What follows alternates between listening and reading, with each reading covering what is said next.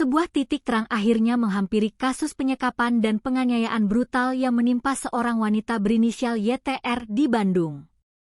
Setelah 3 tahun hidup dalam siksaan tanpa diketahui keberadaannya, kasus kemanusiaan yang begitu keji ini akhirnya menarik perhatian pengacara kondang, Hotman Paris Hutapea. Melalui program bantuan hukum, Hotman 911, tim advokat secara resmi turun tangan untuk mengawal kasus ini hingga tuntas, demi memastikan pelaku mendapatkan hukuman yang seberat-beratnya. Suasana haru menyelimuti kediaman keluarga YTR di Ranca Ekek, Kabupaten Bandung, pada Minggu, 21 Juni 2026.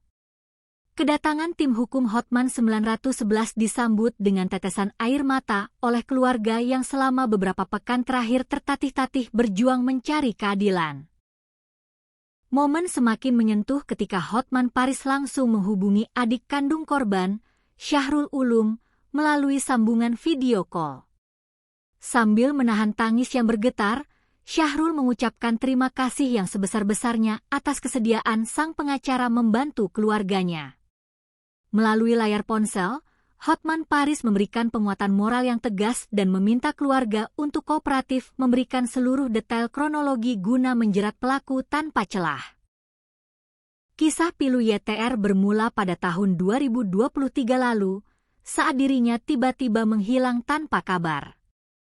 Pihak keluarga yang kehilangan kontak sama sekali tidak pernah menyangka bahwa hilangnya YTR adalah awal dari sebuah petaka yang mengerikan. Selama 3 tahun penuh, YTR ternyata disekap dan disiksa secara luar biasa kejam oleh kekasihnya sendiri yang berinisial TH, pria berusia 30 tahun. Nahas, misteri penyekapan biadab ini baru terbongkar secara tak terduga pada Rabu malam, 10 Juni 2026. Saat itu, keluarga tiba-tiba menerima pesan dari orang tak dikenal yang mengabarkan bahwa YTR sedang berada di instalasi gawat darurat Rumah Sakit Hasan Sadikin Bandung. Informasi awal menyebutkan bahwa YTR dilarikan ke rumah sakit karena mengalami kecelakaan. Namun, saat keluarga bergegas menuju rumah sakit, kenyataan yang mereka dapati jauh lebih mengerikan dari sekadar kecelakaan lalu lintas.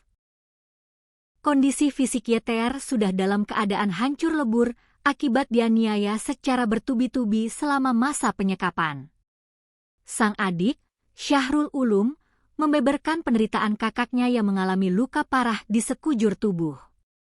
Wajah YTR hancur, bibir bagian atasnya sudah hilang, dan terdapat bekas luka bacokan di bagian kaki. Yang paling memilukan, tim medis memvonis YTR mengalami kebutaan permanen akibat infeksi dan kerusakan struktur mata yang sudah tidak bisa diselamatkan lagi.